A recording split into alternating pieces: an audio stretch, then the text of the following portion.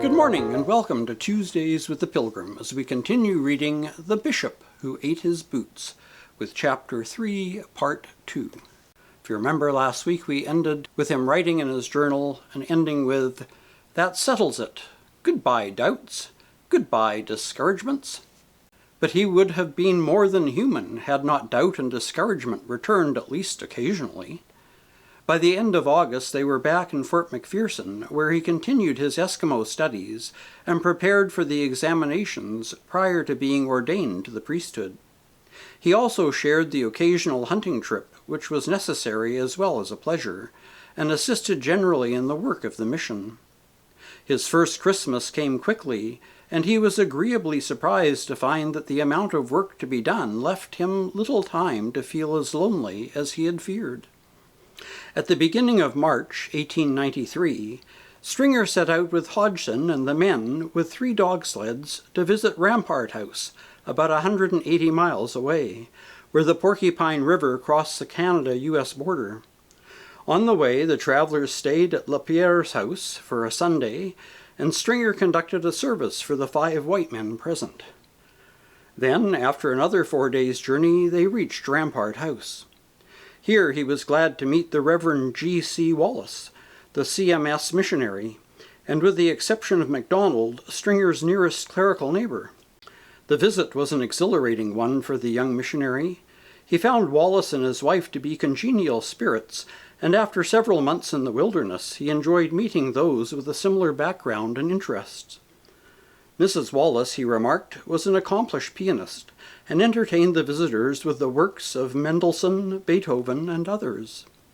It seems unlikely that Wallace made any comment on the young Canadian's accent, but Stringer was moved to note in his diary, quote, "Americanisms that I use. I guess. I reckon. American? Do you feel the pain some when you cough?" As a further interesting sidelight, he commented that in taking prayers in the church at Rampart House, he wore a cassock for the first time. He remained there for a little less than 2 weeks, exploring the countryside, doing some work on the church building, and helping to install windows. When they left, Stringer took with him the books and the magic lantern and the slides that he had purchased from the Wallaces. They spent a weekend again at Lapierre's house, where the missionary had intended to show some of his new pictures. As there was no oil, he had to be content with only 10 or 12 slides. The travelers continued their journey, walking and riding alternately. Conditions were not pleasant, and made worse by the blustering March winds and the beginning of the spring thaw. With what must afterwards have seemed like a prophetic insight, he wrote in his diary, quote, "Snowing and blowing a little. Understand how easy it would be to lose one's way," unquote. Here in the same vicinity, 16 years later, he was lost in snow and fog and nearly perished. This time, however, he and his companions returned safely after their month's trip and arrived at Fort McPherson on March 29th.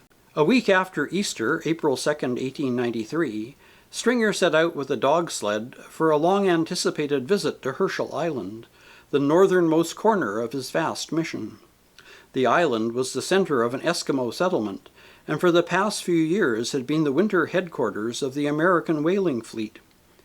It was approximately 200 miles from Rampart House, and the party traveled by night and slept by day, when the ice was too soft for travel. At length they came within sight of their destination, and could see the masts of the whaling ships.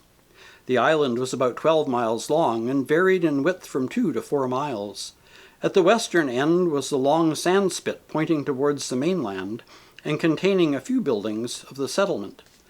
Between the sand spit and the rest of the island there was a harbor named Pauline Cove, in which the whalers made fast for the winter. There were no trees or brush on the island, although driftwood was sometimes washed up on the shore. Most of the fuel had to be brought in from the mainland. There were 4 buildings, all of them owned by the Pacific Steam Whaling Company.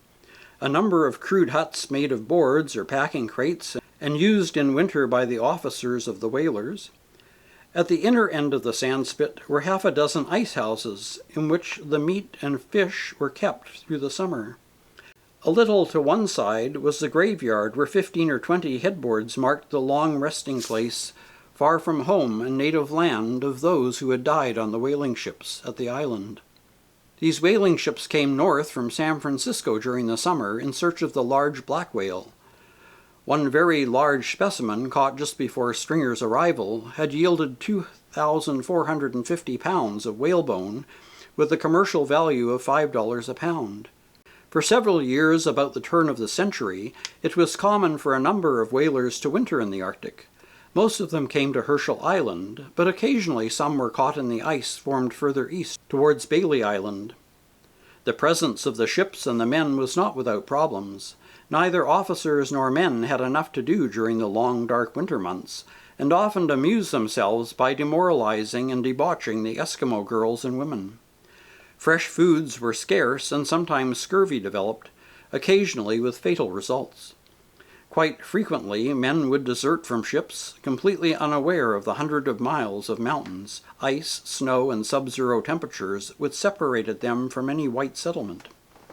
This was Herschel Island, and as Stringer and his companions approached, they were met by an Eskimo, who, having seen them from afar, rushed ahead to the ships, shouting, "Ikili, kili, ikili, kili, kabluna kili," which means, Indians coming, white men coming. Stringer was rather doubtful of the welcome he might receive from the whalers, since their treatment of the Eskimos was not such as could expect to receive his approval. They seemed glad to see him, however, and welcomed him warmly. Captain Vincent took him to his cabin on the steamer Grampus. A number of other captains arrived, and Stringer was quickly made to feel at home. In all, there were about 160 men on the ships. Captain John A. Cook, one of the officers present, afterwards mentioned the missionary in his autobiography, Pursuing the Whale. A reference is quite a casual one, and does not suggest a warm or close attachment, at the time or later. Cook also mentioned the frequent desertions. Not altogether surprisingly, perhaps, he made no inference to the problems caused amongst the whites and Eskimos alike by drunkenness and immorality. The missionary was appreciative not only of the welcome, but also of the practical comforts offered to him in such matters as a hot bath and a comfortable bed. More than these immediate gestures of goodwill, the whalers plied him with all the supplies he could carry, and suggested he should remain with them until spring thaw. At that time, they said, Captain Albert Norwood and Smith intended to go up the Mackenzie River to Oudblunk, their Eskimo trader, and the missionary could accompany them. This invitation he happily accepted. Stringer spent the next 3 weeks among the men and the ships, visiting them, talking with them, and doing what he could to secure their interest and goodwill. He did not hold services, but toward the end of his stay suggested to the captains that he might do so. They acquiesced, but no opportunity presented itself before the time came to leave. He also spent some time with the Eskimos, whom he discovered to be Nunatagmiuts, speaking a different language from the one that he had encountered previously. He discovered an Eskimo with an unlikely name, David Copperfield, who knew both languages. Through him, Stringer was able to make himself partially understood.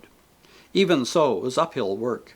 The Eskimos never heard the name of God except as an expression of profanity from the whalers. They did not seem anxious to learn. Some of them said they were too old, but they were happy that their children should be taught. In somber mood, Stringer commented in his diary, quote, "I am going over to some of their igloos this afternoon. I sometimes despair of doing any good among these Eskimos. I don't seem to have the ability to acquire the language quickly. I can't sing, or I could reach them that way. It will be a long time before I can do anything to influence them, judging from present appearances. Well, all I can do is follow the line of duty as I see it from time to time, and trust to a higher power to effect the wonderful change that must take place ere those people become Christians." Unquote. All was not dark, however, for 10 days later he wrote again, quote, "It is a year ago today since I was ordained. The year has gone by quickly. I have seen much and traveled from place to place a good deal. I have not suffered the hardships I had expected, and have really enjoyed my stay in the north. If I had to do it over again, I would not hesitate in deciding to come out here." Unquote. On May 18th, when he woke, he learned that it had thawed considerably during the night, and that Ublanc was anxious to start for the Mackenzie in a few days. On the following day, Stringer was surprised and pleased to see a robin perching in the rigging of one of the ships and chirping away merrily. Ublanc, the missionary, and their Eskimo companions started out the next Sunday. The captains had evidently decided not to go. They traveled with 2 dog sleds, but the ice was soft, and they made only 12 to 15 miles a day until they covered the 60 miles to the place where Ublanc had left his boat the previous fall. They made their way from there to Fort McPherson, arriving about the middle of June. It had been a 5-day journey by dog sled, and a 24-day journey up the Mackenzie to Fort McPherson.